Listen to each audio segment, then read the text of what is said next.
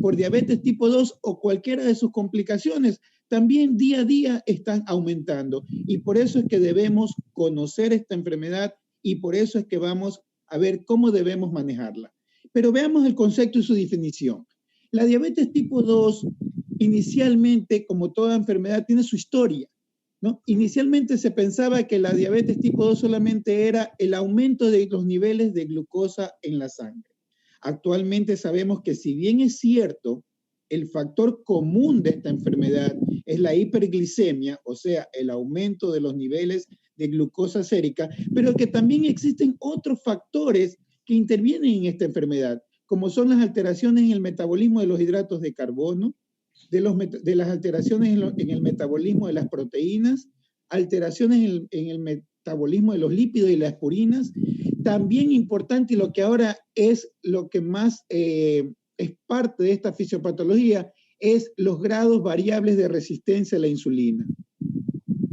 Esto va a llevar a alteraciones en la secreción o en la producción de insulina debido al agotamiento de la célula beta, y obviamente pues esto llevará al aumento de la producción de la glucosa. En cuanto a la patogenia de esta enfermedad, al origen de esta enfermedad y el desarrollo de esta enfermedad, tenemos que obviamente un factor genético es muy importante. Se dice que si uno de los padres es diabético tipo 2, el hijo tendrá entre un 30 y 40% de posibilidad de desarrollar diabetes tipo 2 en su vida.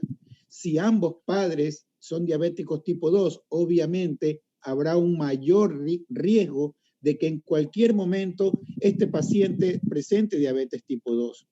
Ahora, pues los factores o comorbilidades que tenemos, entre ellas la edad, la obesidad, el síndrome metabólico y el sedentarismo agrava mucho más esta enfermedad y aumenta también el número de pacientes que puede tener. Desde el punto de vista fisiopatológico, como vamos a ver enseguida, pero hay dos puntos que son muy importantes, que es la resistencia insulina a los tejidos efectores y la anomalía en la secreción que puede comenzar primero con el hiperinsulinismo. Pero revisemos la fisiopatología de la diabetes tipo 2. Tenemos que el principal factor o el elemento que tenemos aquí obviamente va a ser el páncreas. Este páncreas, por diferentes mecanismos que vamos a explicar en este momento, va a llegar a una disfunción, es decir, sus células beta ya no van a tener la capacidad de producir adecuadamente insulina y regular los niveles de glucosa. Existen otros factores, como hemos dicho, la insulinoresistencia. ¿Qué significa esto? Recordemos que cuando hay obesidad e insulinoresistencia, existen factores como por ejemplo el hígado que sigue produciendo glucosa. La insulina es un factor que también actúa a nivel hepático, frenando la glucogénesis, la glucogenólisis. Y de esta manera, pues obviamente se regula normalmente los niveles de glucosa. Pero en la fisiopatología de la diabetes tipo 2, este aumento en la resistencia periférica a la insulina hace que el hígado continúe formando glucosa. Otro factor que es importante es que los tejidos, entre los cuales el músculo esquelético, no permite o no puede utilizar adecuadamente la glucosa debido a que no hay ese paso de insulina a glucosa a nivel muscular para que este pueda ser usado.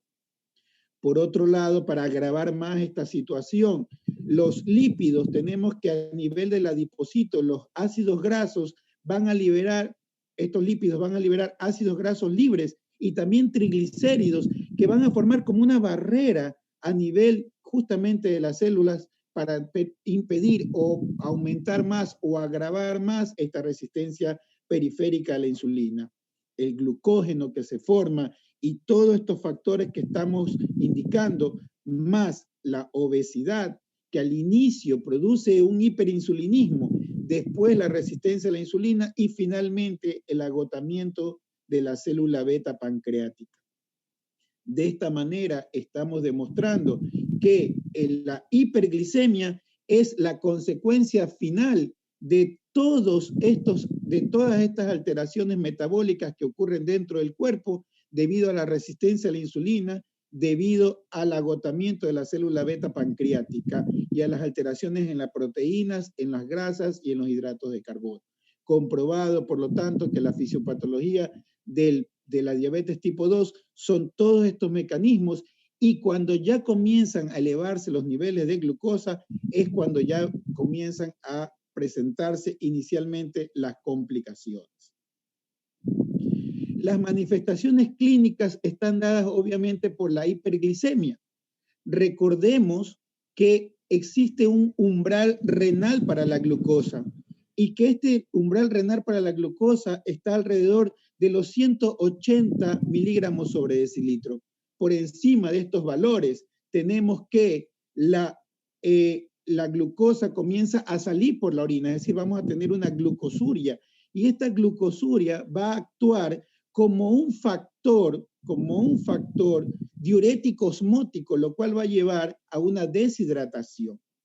Esta deshidratación va a hacer que el paciente empiece a tomar más líquido, que es lo que lo llamamos polidixia, aumentar el número de micciones, que es la poliuria.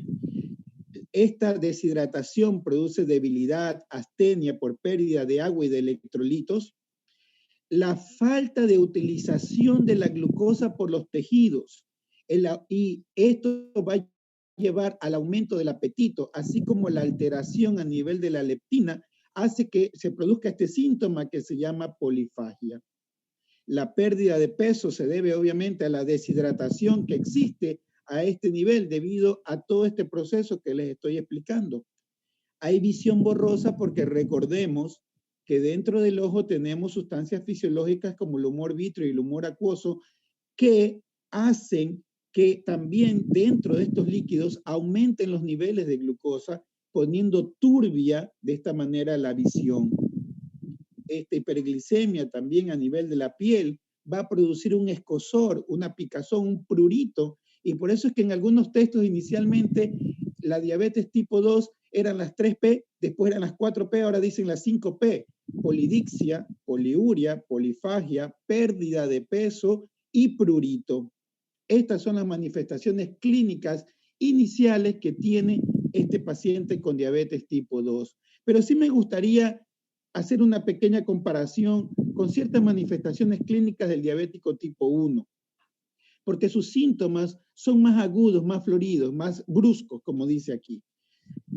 Tenemos una pequeña tablita aquí para diferenciarlos. Si bien es cierto en cuanto a la edad, decíamos antiguamente que diabético tipo 1 desde que nace hasta los 30 años y tipo 2 después de los 30 años. Obviamente ahora esto ha cambiado debido a que a través del síndrome metabólico y de la obesidad infantil, día a día tenemos niños con diabetes tipo 2 a más temprana edad, 6, 8, 10 años. Pero en todo caso, veamos cómo indica aquí los síntomas en el diabético tipo 1. El inicio es brusco. En el diabético tipo 2, en cambio, es más gradual, es más lento, es más progresivo. De esta manera, tenemos que ir diferenciándolo.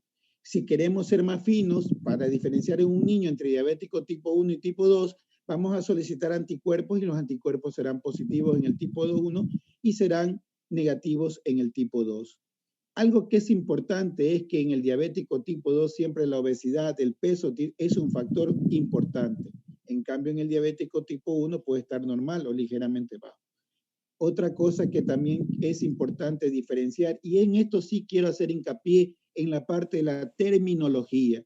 El diabético tipo 1 es insulino dependiente. El diabético tipo 2 es insulino requeriente, y esto es muy importante porque todavía leemos en historias clínicas diabéticos tipo 2 insulino dependiente, y esto no es así, porque o es tipo 2 o es insulino dependiente. El diabético tipo 2 es insulino requeriente. Y una vez que hemos analizado estas situaciones, vamos a ver un poco sobre el diagnóstico de esta enfermedad. Cada día tenemos guías y diferentes formas de diagnóstico que salen por la parte americana. Tenemos la ALAT, tenemos la IDF, pero he tratado de sintetizar y hacerlo un poquito más didáctico de cómo diagnosticar nuestro paciente con diabetes tipo 2. Decimos que los rangos normales en nuestro medio lo estamos utilizando. Obviamente estoy sacando un promedio. Como les digo, esto es algo didáctico. Cada guía de manejo de la diabetes tipo 2 tiene sus parámetros. Por ejemplo, los europeos dicen que lo normal es hasta 90, los americanos en algunos casos dicen hasta 100, pero en todo caso, para que sea un poco didáctico, lo vamos a tomar desde este punto de vista. Tenemos pues obviamente la glucosa basal entre 70 y 110. Para que sea un paciente con diabetes tipo 2, debe tener un nivel en ayunas de glucosa mayor o igual a 126, por lo menos en 3 ocasiones. Pero ¿qué sucede? Que muchas veces tenemos pacientes que nos vienen con exámenes de niveles de glucosa entre 111 y 125. ¿Qué vamos a hacer con este grupo de pacientes? No le podemos decir tiene diabetes, sino que se encuentra en un estado que se llama glucosa alterada en ayunas. ¿Qué significa esto? Que es un nivel de glucosa que no llega ni a lo normal, pero que tampoco llega a tener un criterio para tener diabetes tipo 2. Entonces, ¿qué vamos a hacer con este grupo de pacientes? Vamos a solicitarle una prueba de tolerancia a la glucosa. Y cuando nos llega el resultado, vamos a interpretarlo de la siguiente manera. Una glucosa a las 2 horas, si está entre 70 y 140, la prueba es negativa. ¿Qué va a pasar con nuestro paciente? Sencillamente tiene una glucosa alterada en ayunas. Tal vez come muy tarde, no hace el número adecuado de horas para el ayuno, pero en todo caso, ese paciente no tiene diabetes tipo 2. Si a las 2 horas los niveles de glucosa están entre 141 y 199, a este paciente lo vamos a considerar como intolerante a la glucosa o como prediabetes.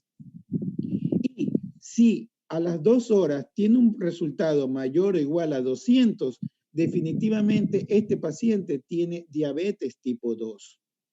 Por otro lado, también hasta el 2010, 2015, la hemoglobina glicosilada, que es un recuerdo de los niveles de glucosa dentro del eritrocito, dentro de su hemoglobina, nos indica el comportamiento de la glucosa entre 90 y 120 días.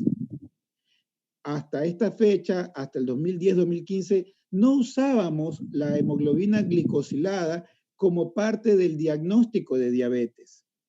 Cuando ya se realizaron estándares internacionales sobre esta hemoglobina glicosilada y ya los laboratorios clínicos a nivel mundial actualizaron sus estándares internacionales sobre este ítem de la hemoglobina glicosilada, ahora sí podemos decir que todo paciente que tenga en un examen una hemoglobina glicosilada mayor o igual a 6.5, lo vamos a considerar como paciente diabético tipo 2.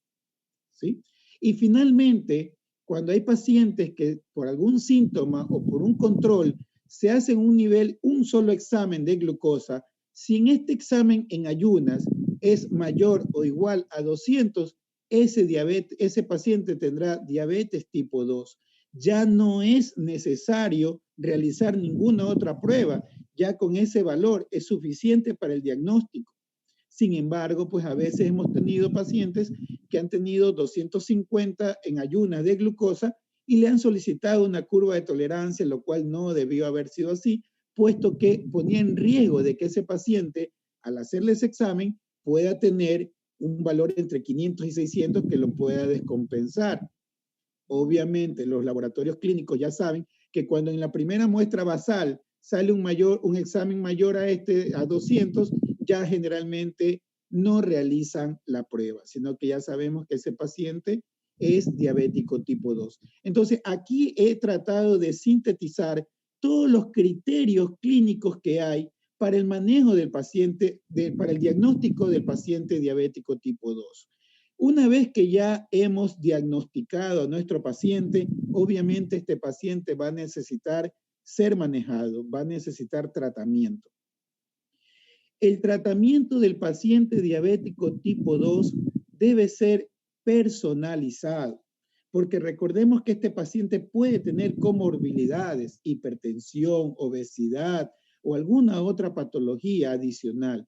Entonces, cuando vamos a hablar de un plan nutricional, debemos hacerlo trabajando con la nutricionista, trabajando con estos profesionales que nos van a ayudar a darle un adecuado plan de alimentación dependiendo obviamente de los gustos y de las comorbilidades que tenga nuestro paciente. Entonces, de esta manera también es importante recordar que el trabajo que el manejo del paciente con diabetes tipo 2 es un manejo multidisciplinario. Tenemos la nutricionista, la educadora para la diabetes, el oftalmólogo, el nefrólogo, como vamos a ver ya mismo, porque justamente tenemos de que hay que manejarlo integralmente al paciente. Y repito, el plan de alimentación debe ser individualizado. Lo mismo el ejercicio. No existe un ejercicio común para todos los pacientes. Pues es verdad que podemos decirle, comience con una caminata, pero recordemos y repito las comorbilidades que puede tener nuestro paciente. Es importante siempre tomarlas en cuenta. Y posteriormente, una vez que ya hemos dado este tratamiento no farmacológico, que es por donde debemos iniciar, vamos ahora sí al tratamiento farmacológico. Y para esto necesitamos este cuadro en el cual pues, se ha sintetizado todos los mecanismos de acción de los diferentes fármacos que tenemos para poder manejar nuestro paciente diabético tipo 2. Al inicio teníamos un grupo de fármacos que salieron que se denominaban las sulfonilurias.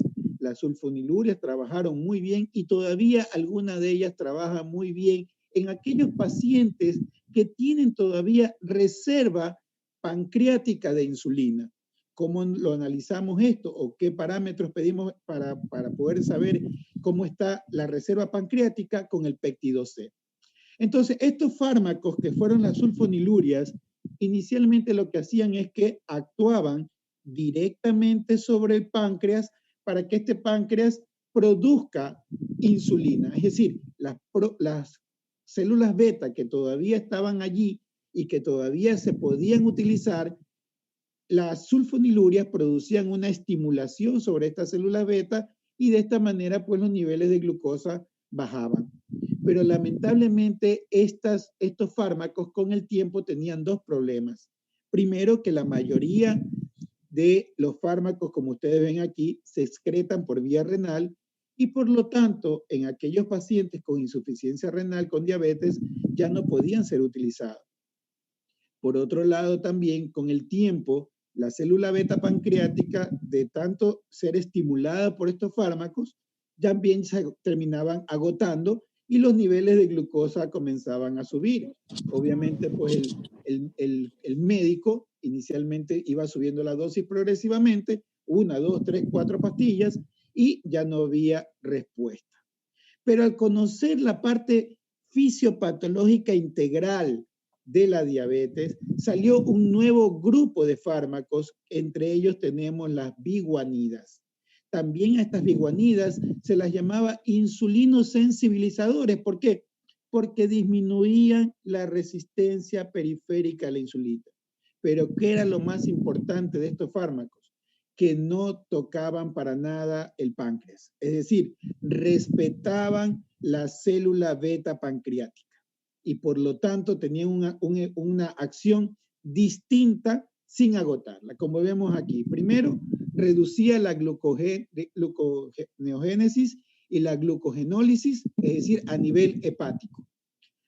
Disminuía la resistencia periférica a la insulina, por lo tanto, el músculo podía utilizar mejor la glucosa y de esta manera los niveles de glucosa bajaban. Además, también tenía un efecto sobre el adipocito, regulando esta formación de glucógeno y, como les decía, de esta manera disminuye la resistencia a la insulina.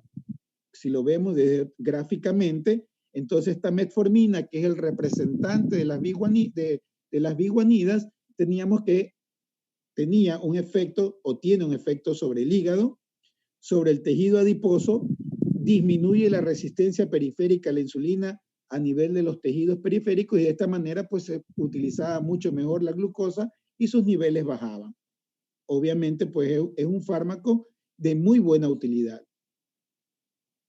También salieron dentro de este grupo de los sensibilizadores a la insulina otra familia que se llamaba las tiazolidindionas, que por ciertas circunstancias fueron progresivamente saliendo del mercado.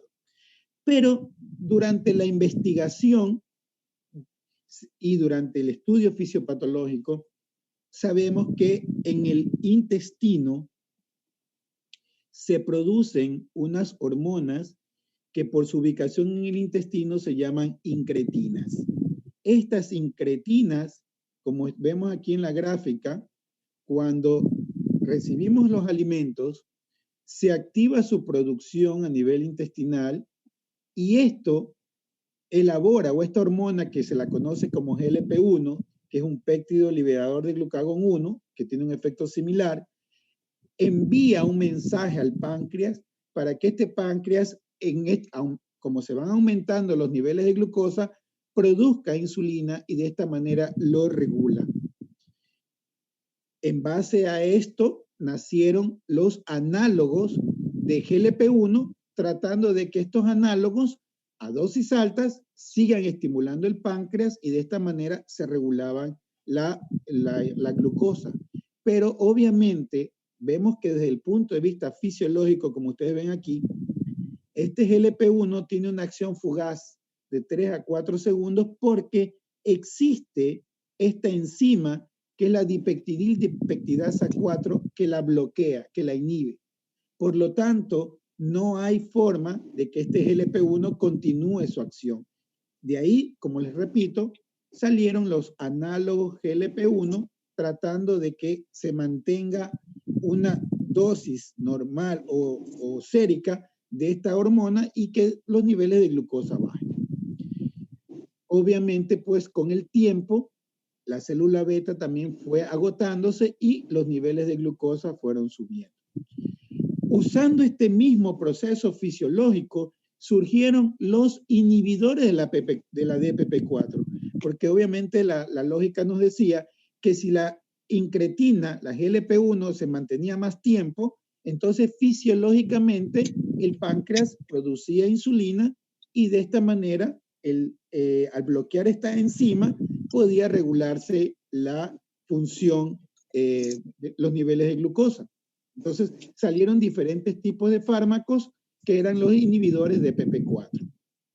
Obviamente, volviendo acá a la tabla, si vemos gráficamente, tanto el GLP-1 como los inhibidores de PP4 terminan haciendo una acción sobre el páncreas. Tarde o temprano este efecto va a terminar, tarde o temprano posiblemente vaya a fracasar el tratamiento con estos fármacos debido a que el páncreas también nuevamente se va a agotar. Entonces de allí surgió la necesidad de combinar todos estos fármacos con la metformina para potencializar este efecto y de esta manera tratar de que el páncreas no se agote tan pronto. Pero también, continuando con la investigación, recordamos que a nivel renal existía un umbral renal. ¿Y cómo era que existía este umbral renal? ¿Qué era lo que sucedía? ¿Qué era lo que pasaba? Sabemos que la glucosa va a ser nuevamente utilizada y para esto había a nivel del túbulo proximal un cotransportador sodio-glucosa que regresaba nuevamente a la sangre esta glucosa para que vuelva a ser utilizado. Esto es lo que ocurre normalmente. Pero en el tratamiento para el paciente diabético tipo 2, entonces se buscó un mecanismo para bloquear justamente este transportador y que de esta manera la glucosa continúe su trayecto y se elimine por la vía renal, por la orina. Esto con el tiempo ha demostrado que hasta ahora no altera la función renal, no daña la función renal, sino que sencillamente bloquea este cotransportador. ¿Qué otros beneficios vemos entonces? Que al perder glucosa por la orina, estamos actuando como un diurético osmótico. Entonces es útil porque en los pacientes con obesidad y diabetes tipo 2 lo podemos usar para bajar de peso, para reducir de peso. También actualmente se lo utiliza y los cardiólogos lo están utilizando muy bien en pacientes con diabetes tipo 2, con o sin obesidad, pero con insuficiencia cardíaca, porque los está mejorando hemodinámicamente. De esta manera se ha tratado de, una vez que se conoció la fisiopatología de la diabetes tipo 2, buscarle las diferentes alternativas para darle un tratamiento específico. Actualmente en el mundo tenemos entre 13 y 15 fármacos que nos permiten manejar adecuadamente a nuestro paciente diabético tipo 2. Recordemos que así como el plan de alimentación es personalizado, el ejercicio es personalizado, también, si bien es cierto, tenemos guías, como vamos a ver ya mismo, tenemos guías de manejo de nuestro paciente, pero también debemos analizar comorbilidades, el índice de masa y obviamente pues las costumbres que tenga nuestro paciente. Entonces, conociendo ya ahora sí todo el mecanismo de acción de los diferentes fármacos, salieron diferentes guías de manejo, diferentes consensos de manejo. Hace muchos años atrás, obviamente, el primer fármaco de elección como monoterapia eran las sulfonilurias, porque tenían un gran efecto, como ya lo expliqué. Pero actualmente el fármaco de elección, luego de los cambios de estilo de vida, la dieta y el ejercicio, es la metformina. La metformina que, como ya les expliqué, tiene una acción distinta sobre el páncreas y de esta manera pues ayuda a un control inicial de la glucosa. ¿Por qué? Porque obviamente sabemos que nuestro paciente diabético tipo 2 todavía tiene reservas pancreáticas y que al darle la metformina estamos actuando sobre otros órganos y de esta manera vamos a mejorar el control metabólico. Recordemos que el control metabólico óptimo para nuestro paciente debe ser siempre tener una hemoglobina glicosilada menor de 6.5. Las nuevas guías que recién estaban saliendo nos indican que podemos usar metformina con un inhibidor de SGLT2. Como les decía, ¿para qué? Para hacerlo bajar de peso y mejorar la función hemodinámica. Como ustedes ven aquí en la tabla, podemos usar combinar 2 o 3 fármacos diferentes con la finalidad de llegar siempre a las metas.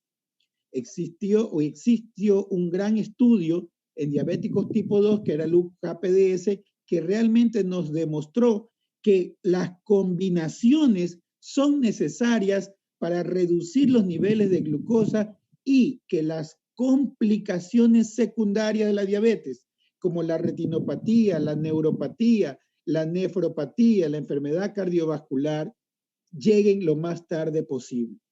Entonces, no hay que tener miedo en combinar 2 o 3 fármacos para tratar adecuadamente a nuestro paciente. Y finalmente dejé la parte de la insulina porque realmente la insulina pues cambió el esquema y cambió el tratamiento de la diabetes en general. ¿Por qué digo esto? Porque hasta el año 1921, todos los pacientes diabéticos tipo 1 se morían por su complicación en la cetoacidosis. Pero después del año 1921, cuando Frederick Bandt y Bess descubrieron esta insulina, mejoró el tratamiento y la calidad de vida de nuestro paciente, tanto diabético tipo 1 como tipo 2. La insulina también la podemos usar tempranamente, no hay que tener miedo, no hay que tener temor. Al inicio, la complicación o la falta de adherencia al tratamiento del diabético tipo 2 con la insulina era justamente por la inyección, porque le producía mucho dolor, porque le producía mucha irritación y tal vez eso no permitía la adherencia al tratamiento. Con los nuevos PENFI, los nuevos dispositivos que han salido, obviamente tenemos un mejor control. Primero, porque va más exacta la dosis que necesita el paciente. Segundo, porque existen todas estas insulinas que están aquí, la ultra rápida, la regular, la intermedia, la retrasada, los análogos de insulina, todos ya vienen en estos dispositivos que podemos manejar adecuadamente a nuestro paciente. Y para el problema del dolor que hubo, pues las agujas cada día están más finas. Se dice que es del diámetro de un cabello y que no producen dolor. Y por más que quisiéramos hundirla hasta el fondo, el dispositivo no va a quedar sino solamente en el tejido celular subcutáneo. De esta manera, tenemos todas las formas de manejo para nuestro paciente diabético tipo 2. Ya ustedes podrán individualizar el tratamiento. Obviamente, les sugiero que utilicen las guías de tratamiento porque eso nos permite a todos manejar adecuadamente nuestro paciente. Pero la insulina puede ser, no como último recurso, porque ese también es otro problema que tenemos, que el paciente cuando escucha le vamos a recetar insulina piensa que ya está de muerte, piensa que ya no tiene más alternativas en la vida, y no es así. La insulinización puede ser temprana, puede ser desde el inicio. Si un paciente tiene en su inicio una hemoglobina glicosilada mayor de 12, definitivamente deben comenzar con insulina. No pueden comenzar con antidiabéticos orales. Entonces, la insulina puede ser utilizada en cualquier fase del tratamiento que ustedes quisieran dar, desde el inicio inclusive. Obviamente, pueden combinarla con la metformina para utilizar estos otros factores, neutralizar todos estos factores fisiopatológicos que son o que se derivan de la resistencia periférica a la insulina. Bien, yo les agradezco realmente por su atención. No sé si el doctor, el coordinador, abrirá para un pequeño foro de unos cuantos minutos sobre algunas preguntas, pero en todo caso, creo e insisto realmente, esta pandemia de la diabetes tipo 2 nos está ganando. Día a día, el marketing de las comidas rápidas, el sedentarismo, ya nos está ganando. La única forma es actuar principalmente sobre los jóvenes que practiquen deporte, que salgan al parque cuando ya se pueda y dejen un poco o combinen el ejercicio físico con los videojuegos. No exclusivamente los videojuegos, porque eso obviamente va a agravar más el síndrome metabólico y la obesidad infantil. Y asimismo un buen plan de alimentación precoz en nuestros jóvenes para que de esta manera se disminuya un poco esto de que cada 10, 12 segundos se diagnostica un nuevo paciente con diabetes tipo 2 en el mundo. Muchas gracias. Muchas gracias, doctor Sánchez. Les doy la bienvenida a los alumnos que quieran hacer algún tipo de consulta, pues podemos darles un tiempo para que usted pueda responder a las inquietudes que tienen los alumnos. Correcto. Entonces, sí, me parece muy bien. ¿Pueden hacerle alguna consulta? Claro que sí, con mucho gusto. Muchas gracias.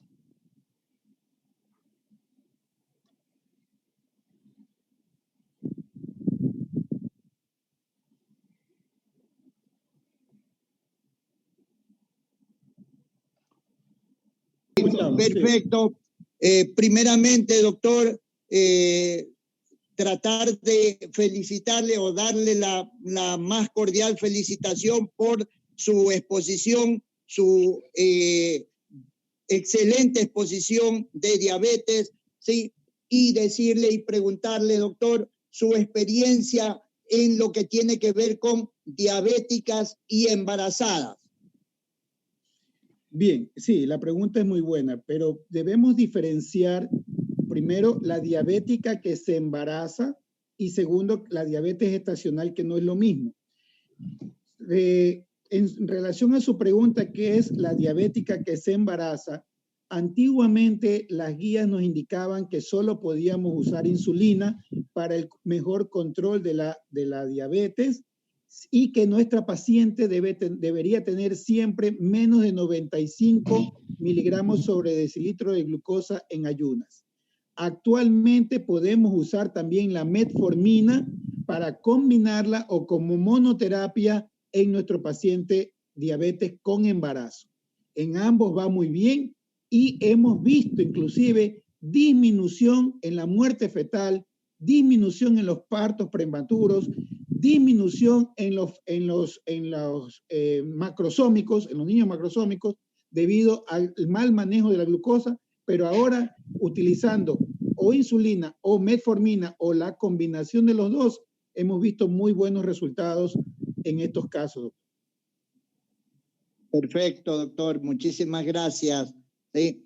En ocasiones, doctor, puede ser que normalmente usted nos hablaba de un umbral renal de la glucosa y nos ponía un valor de 180, que es lo que lo establecen en los autores, doctor. En ocasiones puede ser que no exista el valor de glucosuria y el paciente es diabético. Bien, bueno, existen ciertas etnias, aquí en Milagro tenemos un grupo de etnias donde los pacientes sin ser diabéticos tienen glucosuria. Pero justamente esa es una característica del diabético tipo 2, de que muchas veces tiene entre 160, 170 y no tienen glucosuria, pero sin embargo esos valores ya producen complicaciones secundarias como la misma microalbuminuria o el inicio de una insuficiencia renal.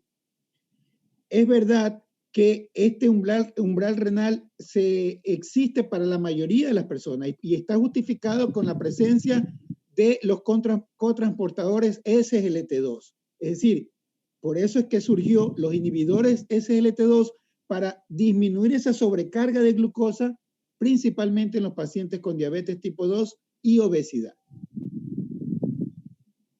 Muchísimas gracias, doctor. De parte mía, le habla el doctor Luis Molina, delegado de vinculación de medicina, ¿sí? Coordinando esta actividad, doctor Sánchez. Muchísimas gracias de mi parte. Siga el licenciado Villalobos. Muchas gracias.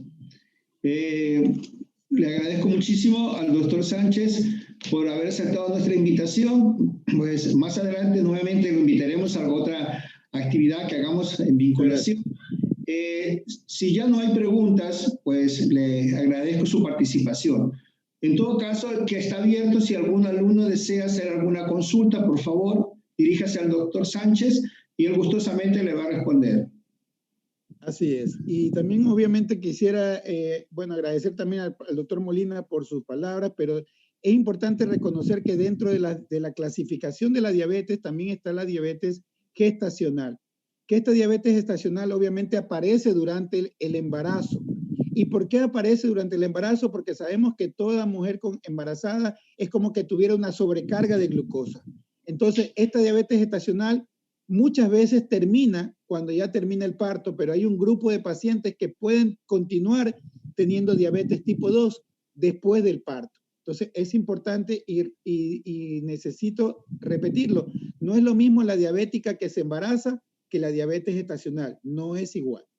No sé si hay alguna otra pregunta por parte del auditorio.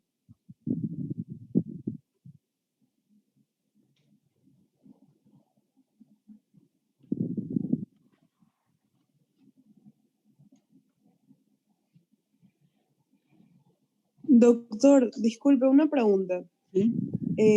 Si una paciente tiene diabetes gestacional, ¿tiene que seguir teniendo controles después del embarazo? ¿Puede ser riesgoso a que caiga en diabetes tipo 2? Por supuesto, como le acababa de indicar, toda mujer con diabetes gestacional, inclusive hasta 8 semanas después de haber tenido ya el parto, hay que hacer los controles de glucosa e inclusive si es que es necesario o usted tiene duda, puede hacerle la pesquisa haciéndole la prueba de tolerancia o solicitándole la hemoglobina glicosilada para ver realmente cómo están esos niveles. Existe un porcentaje de pacientes, yo diría un 10% de las mujeres normales que se embarazaron y tuvieron diabetes gestacional y que posteriormente terminan con diabetes tipo 2. Sí lo hay.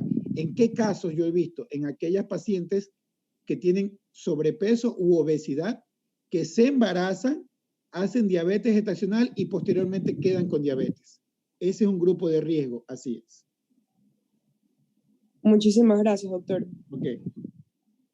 Doctor, buenas tardes. Buenas tardes. Una pregunta, ¿cuál sería la relación del síndrome metabólico con la diabetes en sí? Bueno, muy buena la pregunta. Realmente el síndrome metabólico ya es considerado como un estado de prediabetes porque inicialmente esta obesidad produce un hiperinsulinismo, eso se expresa con la acanthosis nigrans y obviamente termina con la resistencia periférica a la insulina que lleva a la diabetes tipo 2. O sea, están muy relacionados la obesidad, el síndrome metabólico, el síndrome de ovario poliquístico que se desencadena de esta obesidad y de este síndrome metabólico. Entonces, la insulinoresistencia es un factor común entre el síndrome metabólico y la diabetes tipo 2. Recordemos que este síndrome metabólico al inicio tuvo muchos nombres. Se llamaba síndrome X, síndrome plurimetabólico, el cuarteto de la muerte y finalmente ahora se llama síndrome de insulinoresistencia, que es un estado prediabético que tarde o temprano, si no se corrige, terminará en diabetes tipo 2. Ok, doctor, muchas gracias. Bien.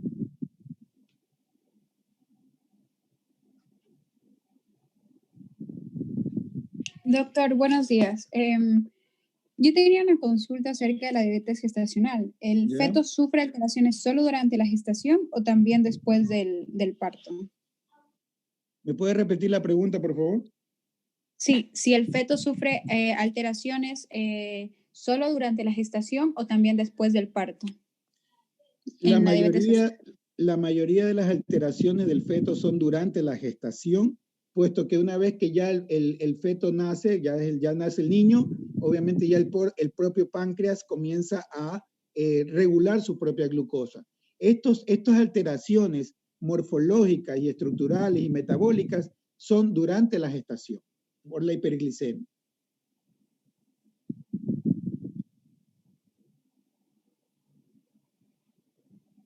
Ya, entonces estos niños que son como que durante la gestación la madre tuvo diabetes gestacional, no tienden a ser más obesos, o sea, no tienen tendencia a ser más obesos o eso ya es independiente.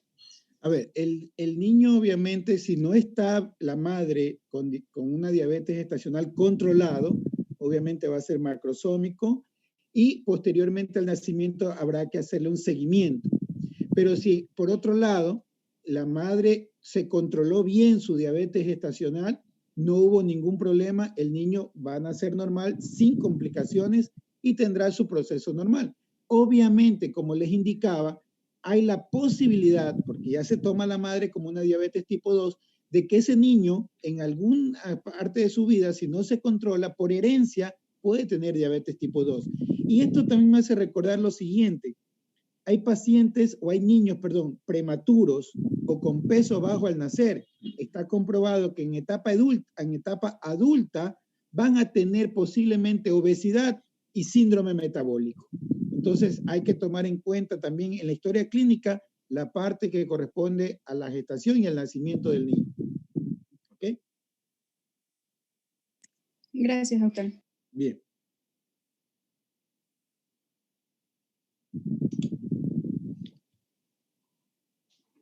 Doctor, buenas tardes. Una pregunta. ¿Sí? Me gustaría saber, en el caso de un paciente diabético de años de evolución, pero que ha sido diagnosticado recientemente y que se medique con glibenclamida, metformina e insulina, y este paciente empiece a presentar manifestaciones oftalmológicas, es decir, que vea destellos de luz, qué sé yo. ¿Estas manifestaciones pueden deberse a la medicación o a la enfermedad en sí? Bien, su pregunta es muy buena. En la tabla que teníamos aquí en las diapositivas, justamente veíamos una diferencia entre el tipo 1 y el tipo 2. Cuando nosotros diagnosticamos nuestro paciente tipo 2, ese paciente posiblemente hace 1, 2 o 3 años atrás, o hasta 5, ya tenía diabetes. Por lo tanto, el diabético tipo 2, cuando nosotros recién la diagnosticamos, ya debe ser considerado que tiene microcomplicaciones o ya tiene complicaciones. Posiblemente retinopatía, posiblemente nefropatía. Entonces, ese es un factor que debemos tomar en cuenta. Si el paciente ya tiene daños en retina, posiblemente, o en la visión, ya tiene de pronto un grado variable entre 1 o 2 de la retinopatía y debe ser tratado esa retinopatía como una consecuencia de la diabetes, más no de los fármacos. ¿Ok? Listo, doctor. Muchísimas gracias.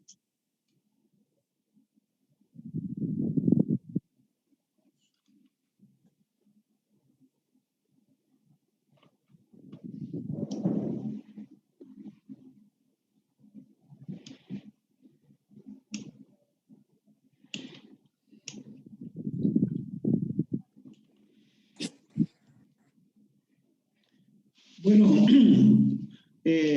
no sé si hay otra consulta, otra pregunta que le quieran hacer al doctor Sánchez. Sí, doctor, disculpe, la última pregunta. Con el medicamento de la diabetes mellitus tipo 1, ¿se puede evitar también tener el pie diabético? Perdón, no le entiendo la pregunta. ¿Es diabético tipo 1 o tipo 2? No le entiendo bien la pregunta. Tipo 1. ¿Ya? ¿Qué pasó? ¿Se puede evitar a futuro la prevalencia de tener un pie diabético? Bueno, si bien es cierto, no es la charla el diabético tipo 1, pero voy a contestar su pregunta. Los pacientes, tanto diabéticos tipo 1 como tipo 2, presentan una complicación secundaria que es la neuropatía. Esto hace que con el tiempo la sensibilidad a nivel de los pies se vaya perdiendo o pueden tener vicios al caminar. Entonces, esto puede llevar o desencadenar por alguna herida o por alguna situación a un pie diabético. ¿Por qué la mayoría de pacientes dice, pero doctor, si yo me corto y no me pasa nada? Porque justamente la diabetes, tanto 1 como 2, pueden comenzar a tener microcomplicaciones en diferentes partes. Tal vez a un grupo de pacientes comienza por los ojos, otros renal y otros altera la microcirculación. Y este pie diabético justamente se debe a eso, a un daño en la microcirculación terminal, en el cual no permite adecuadamente la cicatrización, no permite que las defensas propias del cuerpo limiten procesos infecciosos y eso lleva a la complicación del pie diabético y obviamente puede terminar en amputación. Pero en todo caso, el origen de esto es la alteración en la microcirculación, la que no permite adecuada cicatrización de los tejidos y eso es lo que pasa con nuestros pies diabéticos de nuestros pacientes. Muchas gracias, doctor. Doctor Sánchez. ¿Sí? Por favor, una vez más, doctor Sánchez, queremos agradecerle por vuestra exposición excelente que nos ha ayudado, doctor. Quisiéramos ver la posibilidad de comprometerlo para una próxima charla de diabetes tipo 1, doctor, si es Correcto. posible. Claro que sí, con mucho gusto, estoy a las órdenes. Ya, muy amable, doctor. Muchísimas gracias por su conferencia, sí, que nos ha ayudado en muchísima información. Muchísimas gracias, doctor Sánchez. Gracias. Gracias a todos por la invitación. Muchas gracias, doctor Sánchez. Bien. Gracias. Gracias, doctor. Excelente charla. Muchas gracias, doctor. Gracias por haber ingresado a estudiar. Gracias, doctor. Muchísimas gracias. Muchas gracias, doctor.